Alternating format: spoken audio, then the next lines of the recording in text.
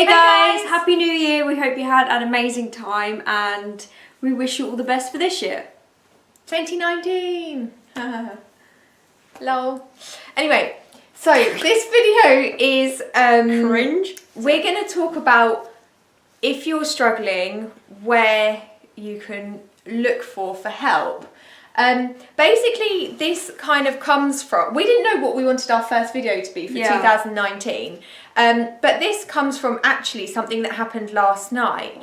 I was on my local, we've got like a group called, I don't know if I should say what it is because it's tell you where I live, but it's not that we really have any people that probably want to find us. But anyway, but also I want to, I don't know, whoever posted it might not want to post on YouTube. Anyway, someone posted on the local group to us. So this group, it's not a mental health group at all. It's basically for like if someone's in your house area is like burgled, or even like if someone wants to know what restaurant's good. So it's like your area. Yeah, if someone's got like a really random question, like what day are the bins being collected? Someone's lost their baby mitten. Yeah, literally. Someone's parked outside my drive. Someone's it's hilarious. Cut someone up and everyone's angry about it, as in a car, not, I was not aggressively. So yeah, that's what this group is for. There's like over, it might even be 9,000 people on it now. It's a big area where I'm in it and I don't live there. Are you actually in it? Do you I just look at the comments because some of them are really funny. Yeah. I need to get out more. So basically what we're trying to say is this group is a very generic group. It's not for mental health. I've never seen anything posted on it that's mental health. Yeah. Anyway, this one lady posted on it last night, basically saying that she is very depressed and has had thoughts of suicide. It's been going on for a long time and she literally can't find help. It's just really sad that someone would have to actually post that in the beginning. And what a brave thing to do. So brave. I would be so scared to do that. So sad that she's even in that place. And she said she has like looked different places. She didn't actually specify where she's looked, but she's maybe gone to the GP once. But then even going to the GP is a brave thing to do. So maybe if it didn't quite pan out the way she thought it might have put her off going back again. And she's basically looking for support and help. And what happened is loads of people, there must be like over 50 comments, not one negative one, literally not even like one negative comment. And it literally has a massive... People have basically said like all these local support groups, forums, like people have obviously said like going to the GP, going to accident and emergency if you know you're feeling really that bad and you need support straight away. But it was just nice how the whole community kind of came together. And I mean, this group can be super controversial as well. I mean, there are arguments on it all the time, but literally there wasn't one negative comment. And people were coming up with some really good local support groups and people she could talk to. So our video basically is different ways you can find help if you're struggling. Yeah. Just quickly, this kind of relates to it because I think, again, that was really brave of her to post on something when nothing like that has ever been posted, especially with some of the things you see on there. I thought there would be maybe a few negative comments, but it was quite amazing that there wasn't. And I was watching a Louis Theroux documentary, and it was about a young girl, and she had anorexia. He does a documentary on anorexia, and she was ashamed of something that the anorexia made her do, the behaviour that she hadn't gained weight, and she said, you know, it's quite embarrassing that, you know, I'm exercising more, etc. And he said, well, if it's a byproduct of the mental illness, to what there shouldn't be a stigma attached, to what there shouldn't be shame attached to, which I found really interesting. So I think as soon as we get rid of this stigma and this shame that's attached to this illness that it shouldn't be shame.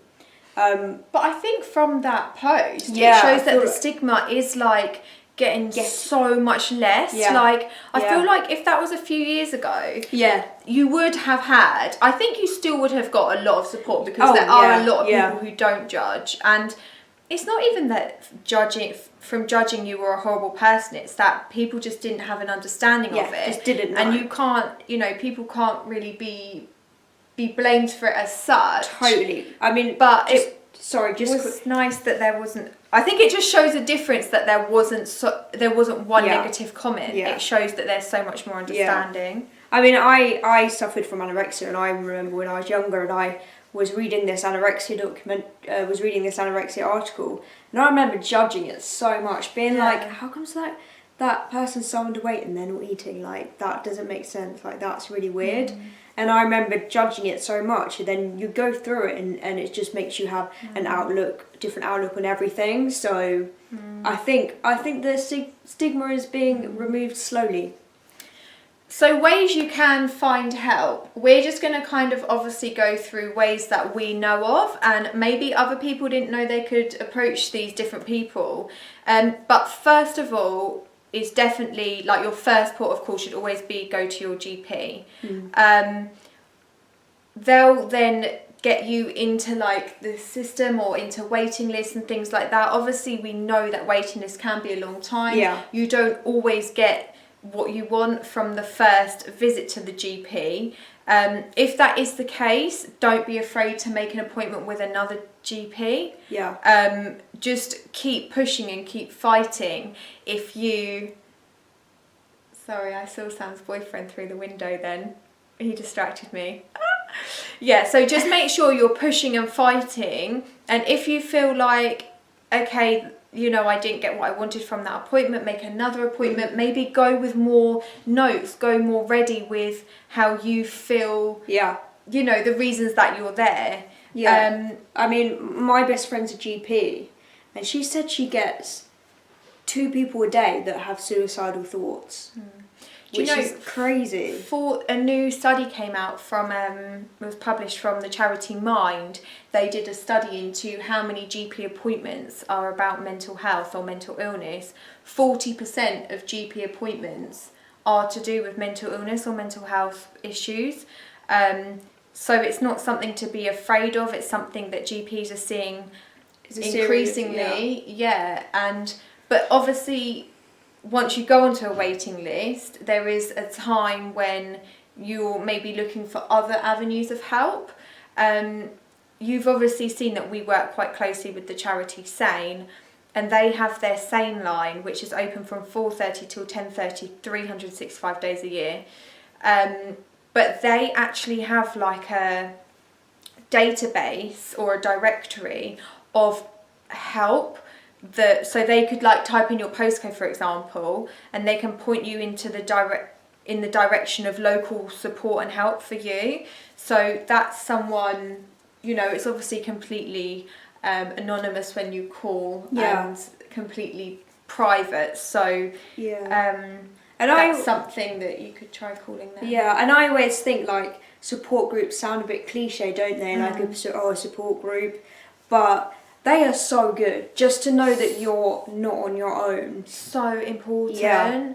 And to be honest, like, I know everyone suffers with mental illness completely differently, but there are so many things that people can resonate on at the same time. So there are like different feelings, different like situations with family and friends, like so many things that even though like you're not going through it exactly the same, there's so many similarities. And you can probably find comfort in that. Yeah. Same for carers. Yeah. As well. Yeah. You know, there's...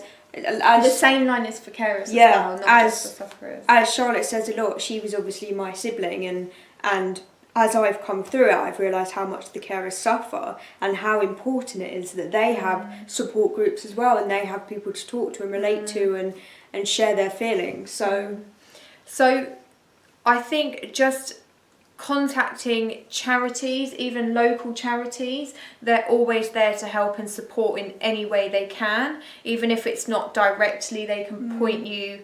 I think there's so many more local support groups that are hard to find online, because obviously Google has so many things. You might have to go to like page 60 to find like a local charity, but often charities link up, or local trusts. Like we've got a local trust to us, the Grace Deer Trust. You know, they sometimes link up with other charities or with local people. So if you just like reach out, often there's a lot more around than what like the first page of Google will show you, because obviously that's going to have the big charities on it.